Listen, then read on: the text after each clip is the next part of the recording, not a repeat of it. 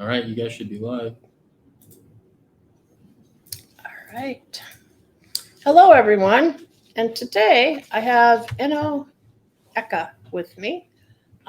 She is someone who has an interesting professional career. She's going to talk in a minute about how she moved from being an accountant to a business analyst. And she's from Nigeria, and she has been in Canada for at least the last few years. She has several businesses, and I know she's had some honors for 30 under 30 or the top 40 under 40, something like that. So I don't know all the details of that. I apologize.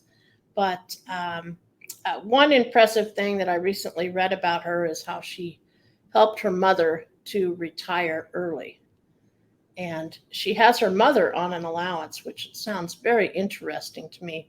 I know that has nothing to do with business analysis, but you know me, I'm always into little factoids. So I'm going to introduce Eno, and then I will go ahead and ask her, how did you change from being an accountant to a business analyst? All right. Okay. Um, Thank you for having me here, Judy. Thank you so much. Yeah. Thank you so much. So can I go ahead to Yeah, answer? go ahead and answer the question. Absolutely. Well, I'm happy to be here. Hi, everyone, wherever you're joining us from. Thank you for being here. As Judy said, my name is Eno Eka. I am a business analyst, and I am the founder of Business Analysis School. Yes, I did start my career as an accountant. I have a bachelor's in accounting, and I got out of college, practiced for a few years, and I honestly just got bored with doing the same thing over and over again.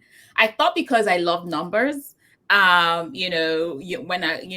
was in high school, I love numbers, and I just figured, oh, accounting would be great because I was just working with numbers all the time. But it was just very repetitive, and I just got bored with it. So I found myself drawn more towards the projects at the company I was working because we had a lot of projects going on, and it was a startup. So because being in a startup, you're doing everything, you're wearing multiple hats. So while I was supporting the projects as their accountant and doing all the finance work, I was still supporting in other areas such as process improvement. I was recommending new solutions because as we're growing as a business, we had to start moving away from doing things manually to automating our processes, to implementing new accounting technology, invoicing, payroll, HR, all of that. So these were the things that I started doing, not knowing that it was actually business analysis. So I started, doing all of those things in the company. And as we started to grow, there were a lot of things to be done, like onboarding. When people were going on leave, how do we manage the leave application process? Like all of that I was doing. And then I started looking for something more. Like I was just bored and I was looking for something more. So I started taking like courses, asking questions. I found project management. I took a course in that, took a course in HR. I took a course in marketing. I took a course in logistics, supply chain, business analysis. But after my business analysis program, it just clicked and everything just made sense. I'm like, wow, I've been doing all of this regardless of my title. So working in that, that startup company and wearing all the hats and doing all of those things, I was carrying out business analysis, but my title was not business analyst. In fact, I doubt if anybody in the company even knew what business analyst meant. So that was the turning point for me, because after taking that course and meeting my instructors, and they were like, everything you're doing is business analysis and you're so good at this, and you have a very analytical mind, you're very creative. This is the path for you to go. So I started doing a lot more research, found out about the IIBA, found out about the CBAP certification. Sure. There were EEPs that I could attend their courses to get my CBAP. So I went ahead, I did that. Yeah. And I was using YouTube, looking for mentors and coaches in the field in Nigeria, outside of Nigeria. I leveraged LinkedIn a lot as well to connect with people. So I'll just go on LinkedIn and search for job titles, and I'll just see anyone who's a business analyst. I would just add them up and follow them or message them. So I was doing all of those things, and in no time, I'd gotten certified. I had increased my learning. I started learning about, the skills, the tools, and all of that. And fast forward to when I moved to Canada, all of the learning I had and the experience I'd gathered over the years were so beneficial for me because it was just a soft landing for me being able to move into the BA space here in Canada. And Okay. thankfully, thankfully, all of that has, come to fruition now with helping other people do the same with the Sure. analysis school. Wow, that's impressive. I think a lot of us worked for several years in corporate America and other places, actually doing business analysis work, but it Yeah. probably was none of our titles. I know it took me a few years after I'd been a BA, and I thought, well, wait a minute, when I did that, yeah, that was business analysis. That was not anything else. It was called something different. Exactly. But leading into business analysis, what do you see as the biggest trend in the next 5 years for business analysis? Um, Honestly, what I see in the coming years for business analysis, especially looking at industry trends, looking at the global state of business analysis that the IIBA provides for us, I definitely see the BA role moving into a typically agile role. I see the BA title going away. Very soon we're going to have less people called business analysts and more people called product analyst, product owner, product manager. We're going to see more of those titles, business data analyst, business strategist, business consultant. We're going to see less people being called business analysts simply because business analyst is very generic. There's so many things that we do as BAs. So we're going to see a lot more specializations in the field whereby people just choose to specialize in cybersecurity or data or agile or process. And I think that's interesting as well because, with every interesting career, like sort of business analysis, it's good to see the evolution, how we evolve and how we change. So we're going to move away from being generalist BAs to more of, specialist BAs. That's where I see business analysis going. And of course, that title, we'll see less of that title and more creative titles. I've seen so many recently Yeah. that I think I really like business strategists. I do like that. Yeah. I do like, product analyst. I do like business consultant. I like technology consultant. I will see more of that in the coming years. Very interesting. I'm looking forward to, what we'll see in the coming years. And I'm sure with the information that we gather from the Global State of Business Analysis as they improve the survey every year, we'll be able to gather more information about what's happening around the world.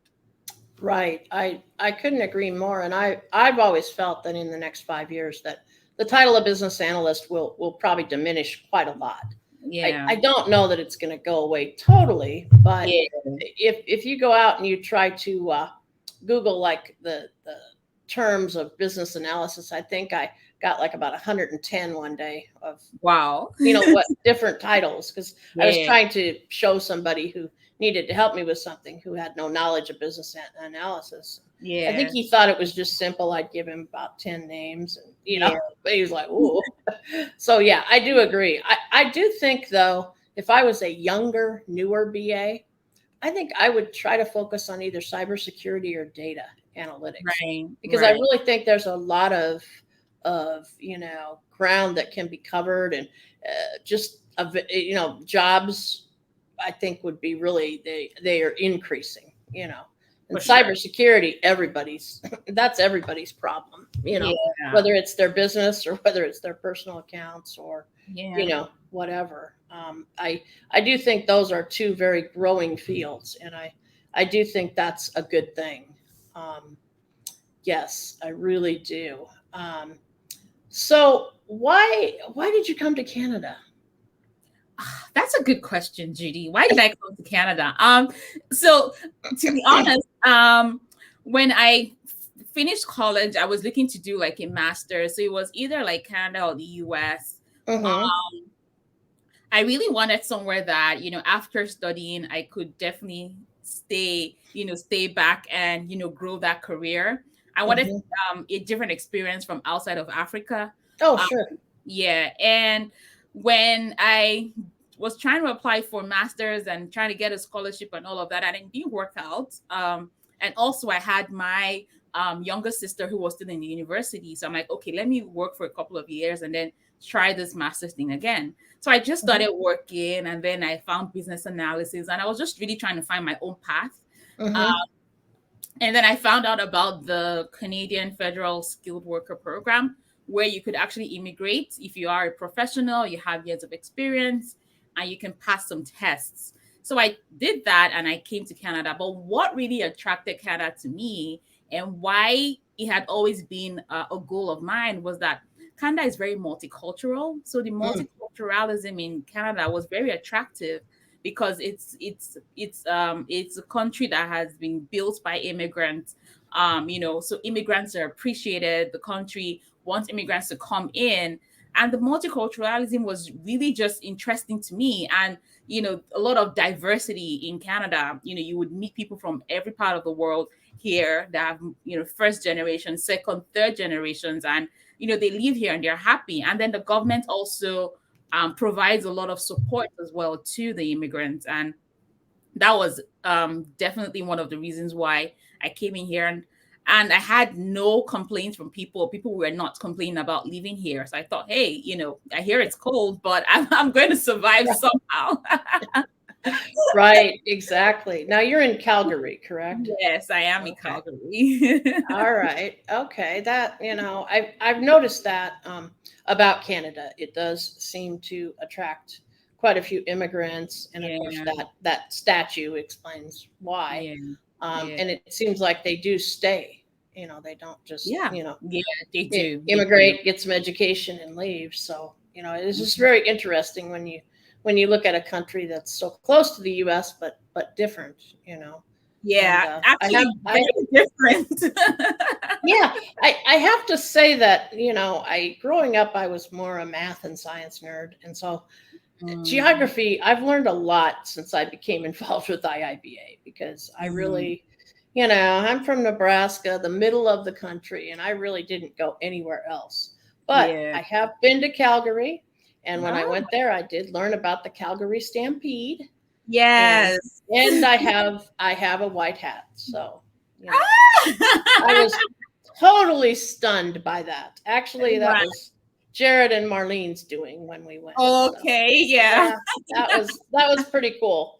That was pretty cool. Very interesting. Yeah. But yeah, I had never even heard of it before. So Mm, I guess you just stay in your own little bubble. But at least my right? bubble's gotten bigger. Yes, thanks to IIBA. Exactly, exactly. The global part. So Yeah. about IIBA, you are Mhm. I know, an ardent supporter of IIBA. I didn't Yeah. realize till I looked at some things the other day that you are still on the Calgary board. Oh, yes, I am. The Okay, so Calgary you chapter is you very have dear to my heart. Very dear to my yeah, heart. exactly. That obviously is dear to my heart too. But uh, so how do you balance everything? Because you got so many things going. I think all of us do, but Yeah. Um, you know, like I said, the Calgary chapter is very dear to my heart, and I'll tell you why, Judy. My first week in Canada, I started volunteering with the chapter here. My mm, first week in hmm Canada, when I moved to Canada, I just went on. I started looking for chapters, and I found a local chapter here in Calgary. hmm Then we didn't have the harmonization then, so I had to pay the Oh, the annual sure. membership. So I did pay the annual membership as a new immigrant. So I looked at their events, and this is the reason why events are so amazing and fantastic. And I can't wait for us to get back to physical events. So they had an Oh, event the same week I landed here in Canada. oh, wow, And wow. that was my first professional and social event. Oh, And I must wow, tell you that I still have pictures from that event. I was wow. treated like I was one of them. I was one of the last people to leave that event because I had such a great time Oh, wow. mixing up with the BAs here in Calgary, learning from them, sharing experiences. As a new immigrant, I was able to start learning about the BA market here and, growing my network thanks to the IAB Calgary chapter. That same day, I volunteered to help with managing events. So that's what I Mm. actually started with. So I helped them to pack up that day and all of that from Oh, wow. the venue. And then from there, I started attending all the other events. And there was an Right. opportunity with the study group, and the president then, the director of education then, reached out to me and said, "You're a CBAP. We're trying to, Sure. start study groups. Can you come join and all of that?" And that was also an opportunity for me to continue networking, but also give back by helping other Right. BAs get certified and prepare for their certifications. So the IIBA Calgary chapter is so dear to me. I know I have a lot going on, but I make out time for the Calgary chapter. I make out time for the BAs here in Calgary, just as a way to give back and to really Sure. provide that support, because I know what it's like to, try to find support or build a network. I know what it's like to not know, your left from right or where to go, or lacking that guidance. So it's very dear to my heart, and I don't see myself ever leaving the chapter, even if I leave the board. I currently Mm-hmm. on the board as director of education. So everything under certification, recertification, study groups, mentorships, we educational partnerships, we try to ensure that our members are, well taken care of. Yeah. No, that's the thing with IIBA. I became involved originally because I worked for two of the founders of our chapter, and what I didn't count on were all the wonderful people that I've met through the years. Yeah, yeah, And some of them are, closer than family, actually. And that's what took me by surprise. I wasn't, I was a bit older. I really wasn't looking for any new friends, but yeah, boy, I will never, be unhappy with joining the IIBA because it really helped my career. for sure. I So agree. that was, but now I'm going to ask you for some advice. Okay. Um, I've been out on my own for a couple of years now, and I've kind of focused. My focus is kind of more on the newer BAs with an Mhm. emphasis on the soft skills. My Fantastic. my um my mantra is that probably about almost 85% of the time, the BAs are talking to stakeholders, Mhm. and if you can't get along with the people, then you can't help them help themselves. So what I feel is that the soft skills are very important. If you can handle Sure. people, then you'll get along fine as a business analyst. Agree. And so in the next few months, I'm going to reveal the packages that I'm going to sell through my business. Okay. Historically, I make quick decisions, which I know is not always a BA trait, but with these, I've kind of dragged my feet a little as I kept changing my mind. Mm. And so, what's the best piece of advice that you have for me? Um, so I really love what you're doing, and I'm looking forward to seeing those packages and courses, because you have a lot to share, especially with your experience, Judy. And what you said right now, hits the nail on the head, and it's spot on, because I tell this to new BAs all the time. I find with new BAs, when they reach out to me and ask questions on LinkedIn or YouTube, Oh, yeah. where they're always asking, what tool should I learn? I'm learning Python. I'm learning SQL. I want to be a BA. And I'm like, no, no, no. It's not about, learning Python or SQL or learning Visio. It's about your soft skills. So I ask them, tell me about your current role. What do you do? How do you support the business? Do you work with people? How do you handle conflicts? Yeah, It's all about your exactly. communication skills and your problem solving skills, and then of course people skills as well. And like you rightly said, Judy, if you're able to actually handle people well, manage people, communicate, handle problems, be analytical, you'd be a very great BA. So I know that, one thing that I tell a lot of new BAs is to read the competency model before they even read the BABOK, right? That's Hmm. because they get to really understand the different competencies and skills required Hmm. for BAs, Right. and they also get to understand what competencies are relevant in each knowledge area, in each task that they're carrying out. So they're Right. not just going in blindly, to try to Hmm. get the certification, but they also understand while I am carrying out my planning work, what are the competencies needed in planning, in elicitation, in requirement analysis? So that really guides them. So for you, definitely highlighting the soft skills that would be required at each phase, of the work Mhm. that we do as Right. BAs would be helpful for you in those packages. Okay. Yeah, that makes perfect sense. That's, Yeah. and you're right. Everybody always wants the shiny tools, Yes. the Visio, and oh, I got Miro and Mural, and you're like, slow down a minute here. There'll always be a new tool. Like every couple of years, some new tools will come out again Exactly. it's Miro and it's Figma and Yeah, it's this yeah. and that. Yeah, it's really just your own choice. I mean, there are so many of them, but yeah, it just amazes me that that's what they think it's all about, and that really isn't. Right, What right. it's all about. It's really about how you handle the people, because that is so important. And I just really have always tried to stress to newer BAs too is that there aren't many more stressful jobs than real estate or project work, because Mm, it's like on a roller coaster, and you right. need to try to stay in a straight line.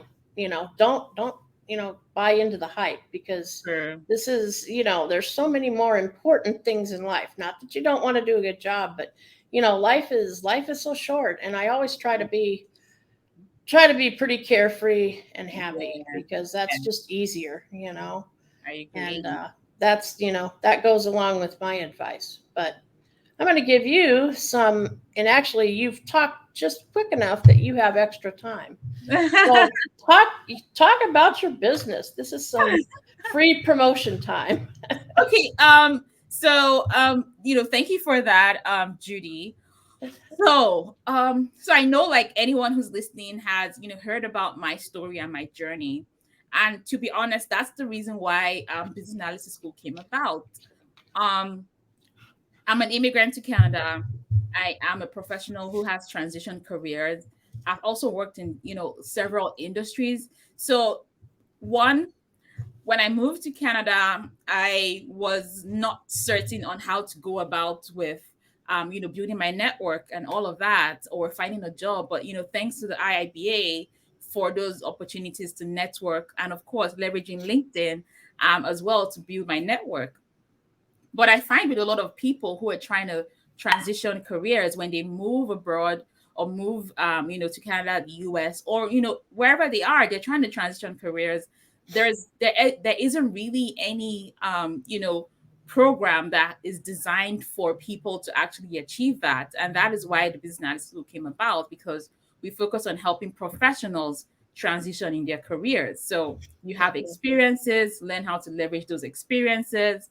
You already have existing skills, like the soft skills you have, learn how to leverage that, because business analysis is not about the job title. So what happens is, we coach them through the several steps required to leverage their experience and their skills, get the right certifications, and of course move into the BA career. So that's what the business analysis school does for you. We also provide certification, IIBA certifications as well, for professionals who want to become IIBA certified. And then through my consulting company, because I have been involved in a lot of consulting work and I've worked in several industries, I help businesses, especially small and medium businesses, leverage technology to improve their processes. Because the truth is, a lot of these ERPs are quite expensive. But there are Mhm. actually other solutions that we can provide for them depending on the size of their business and their locations. So we help them to improve their business processes, leverage technology, and of course, we also provide corporate training. So that's what I do with the my consulting company and with the business analysis school. And if you're looking to work together, feel free to visit the website or send me a message. I am happy to, learn more about your business or your career and see how I can support you.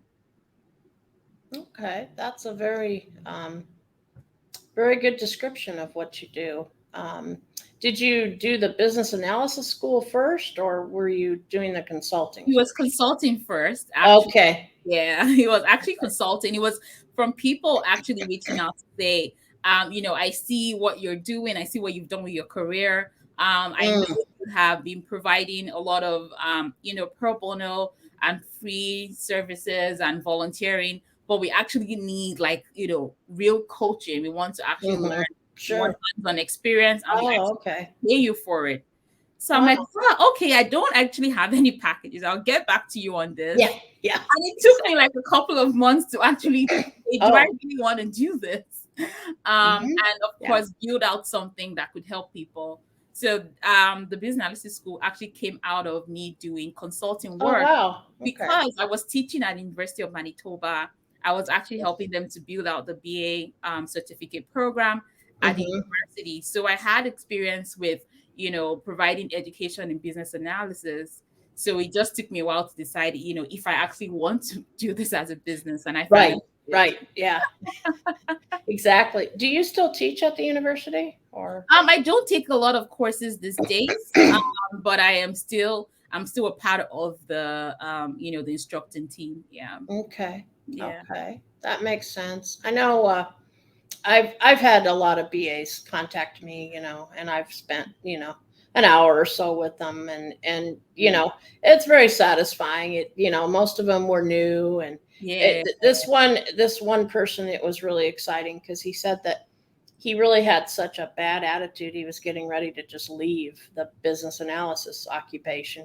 Oh And wow. after he talked to me, he was all excited and gung ho about it. So Wow. that's, there's no amount of money in the world for that. Of Exactly. course, you do need money to eat. So, that's the key. But, it was like a few of them were like contacting me for, like resume advice. And I'm like, Mhm. I gave the one person some advice, but that's not my niche really. Yeah, I get you there. We have a couple questions actually already in the chat, and Okay. Fabricio, the Brazilian BA, Yes. he wants to ask, what differences do you see between the BA job in North America versus Africa? Fantastic question, Fabrizio. I hope you're doing well. So what I see is one in North America, with the BA role, it's like Judy said earlier, the companies are looking more at your soft skills. So if you already have great soft skills, things like conflict resolution, influencing, negotiation, problem solving, analytical thinking, and problem solving, all of those skills are highlighted when you go into the interviews and even on the job, compared to back home where interviews are highly technical. The focus is more on the technical skills and less on the soft skills. And that, of course, makes you, it brings about, people who are just very highly technical, but really lack the soft skills to manage the stakeholders, to work with the team, to collaborate. And that also affects, the project with the timelines and being delivered according to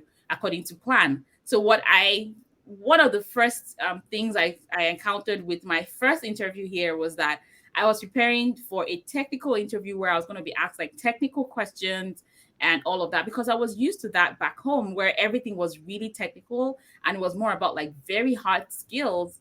But when I got to the interview, I was being asked situational questions, to tell more about my experience working in a team or managing conflict or working with stakeholders and things like that. And I was kind of taken aback because I had prepared, to do a lot of, technical things like maybe create a map or do some calculations or, run some SQL queries and things like that. So, that's really, a major difference I have seen with with both continents with regards to the roles. Another thing is back home, the certifications like the CBAP certifications are not really, they're not really regarded. Like when I was getting mine back in Nigeria, I went to Ghana to actually write my certification exam. People were saying, "Why are you spending all that money?" And it's expensive.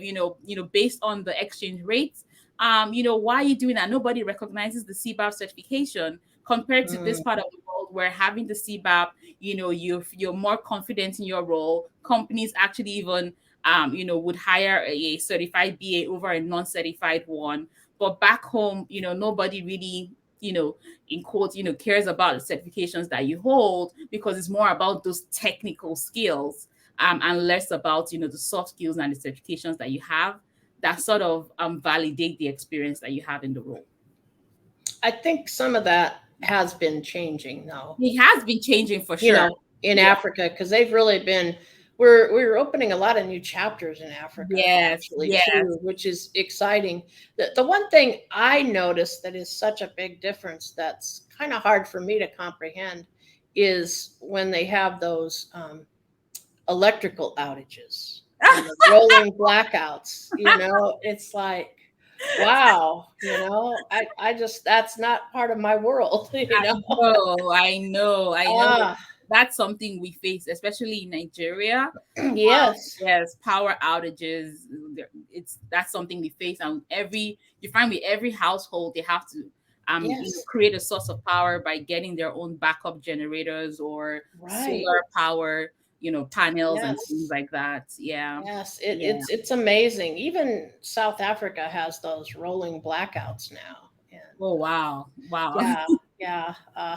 I only know that because it affected one of our leadership series webinars. Oh, well, that's what you know, right? Well, welcome to our world. Yeah, exactly.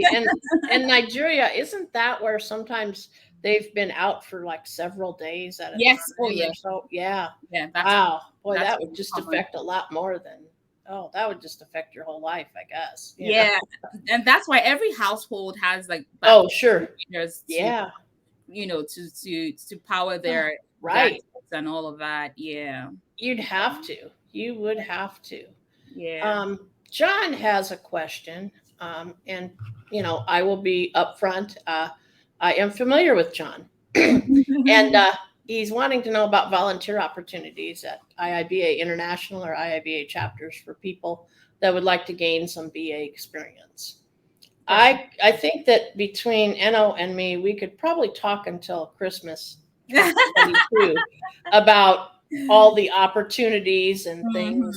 Mhm. But suffice to say, why don't we take this offline, um, John, and we will talk about this because there are always a lot of volunteer opportunities. There's like over 700 volunteers alone that are just chapter leaders throughout the globe, and there's a Um, lot more that volunteer for IIBA itself or for your local chapter. Chapters are always looking for volunteers, and yeah, what has happened that's very interesting as we have went um, as we went almost entirely virtual the last few years, yeah. and with harmonization and things, is that we have had some people from other chapters go and they're actually on the board for another chapter several states Oh, away, which is, and it's really worked out very wow. well. There, Interesting. I guess we really don't have any borders anymore. Right? There's just the time zones, which Yes, that's true. that's always something that I have to consider all the time. Now, what time is it here? Well, I'll So, definitely say for John. So John is in Toronto. So there's a chapter there, and I would definitely say starting with your chapter. And even if there isn't anything on their website, you can always reach out to the volunteer coordinator or the membership director or VP or even the president, because with all the chapters, what I see is that the leaders are so accessible, which is fantastic. So you can also, say, I noticed that there's a gap here and I can actually support in this area, or mhm, these are my areas of strength. right. I'm good in, I could help with some website work or some graphic work or some social media work or events or education. I think the study groups, they're always looking for people to come and help with the study groups. And, I think you have the um two IIBA certifications. So you can always still support the study groups and help other people who are trying to become certified. I'd like to share with you, John, that volunteering with the IIBA definitely gave me a good head start in my career here in Canada. And I'll tell you why. So, like I shared before, I started volunteering with a study group and I was leading in the study group. And I put that on my resume. I put that on my LinkedIn profile, and that attracted opportunities for me when I was applying to teach at the University of Manitoba.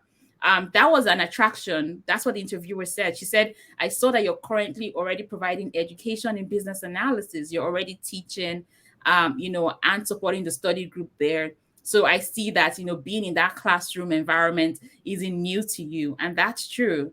Same thing with, one of the jobs I got here in Canada. My manager said, one of the things that stood out on my resume was the fact that I was a volunteer with the IIBA. So it opens opportunities for you, but you also learn to also build yourself, as you volunteer with a chapter. So I definitely recommend reaching out to your president. Yeah, I couldn't agree more.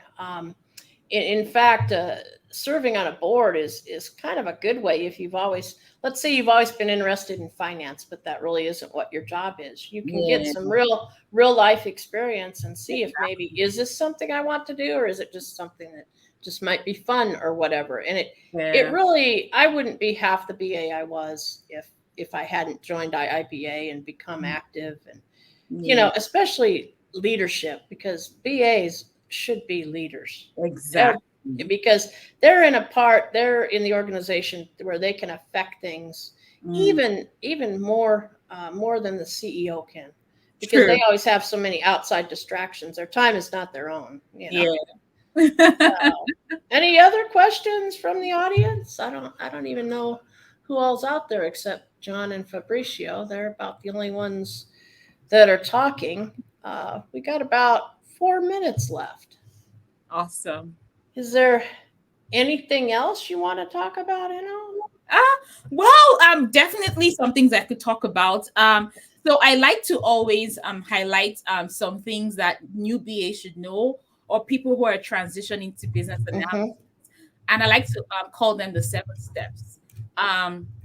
So to have a successful career in business analysis, I believe that there are 7 steps you need to take. And the first step is the mindset, having the mindset of a business analyst, because business analysis is not just the skill set, it is a mindset. It's a mindset of providing solutions, providing value, keeping people happy, satisfied, ensuring that the business meets their goals. So having that mindset, that value mindset, is very key. So that's the first starting point for you, is, do I have the mindset of providing value? Can I join any organization today and help them, meet their business goals? Because I would be creative. I would think up solutions. I would analyze the current processes they have. I would analyze everything in the business and support the business. So the mindset is very key. The second step is skills that you already have. Like Judy said, the soft skills you have: communication skills, negotiation, problem solving, stakeholder engagement, influencing, leadership. All of the skills are relevant as BAs. So the skills you already have in your current role, how can you leverage those skills? The third is your experience. Sometimes having experience in an industry or a domain, as we say, can be really relevant for you getting into business analysis. You're currently in the banking industry, oil and gas manufacturing. You can leverage that industry experience to have a sound career in business analysis, or you have experience using a tool or technology. You can be a Salesforce business analyst, SAP business analyst. So think about the experience you have and how you can leverage that. Another step is the knowledge you have. So the knowledge you've gotten over the years, maybe it was from going to get another master's degree, or taking some specialist courses or things like that.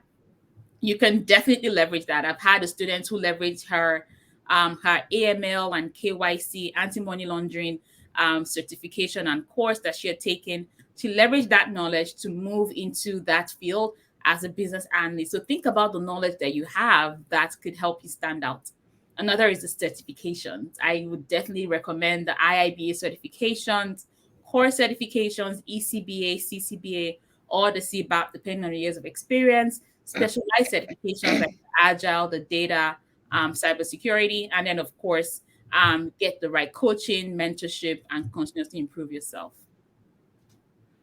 Sounds great. I'm kind of amazed, as we have sat here and talked today, how much the both of us kind of like, it sounds like the other one is talking. Our viewpoints are so so Yeah. very similar, Yes, we are. I know when that. when I name the top 10 BAs, there's like 7 of the group that I know really well. And Yeah. then there's 3 of you that I have not met ever. Yeah. And so, it's just very interesting, but that really is kind of cool how we both feel the same way. For So sure. I thank you for taking your time out to You. join us today. Thank And you. thanks to everyone who is out there in the audience. And June 1st, we have Eula Kosaneko. I probably just butchered her name. And we actually will have one every week in June. And Fabricio is going to be on June 14th. So we're going Awesome. to have some fun. And then once I get through this gang of 10, then I'll probably just pick different industry experts to come on. And Fantastic. Well we can done. learn different things. So Well done. Well have a done. nice day. And Thank you, everyone. Bye. goodbye.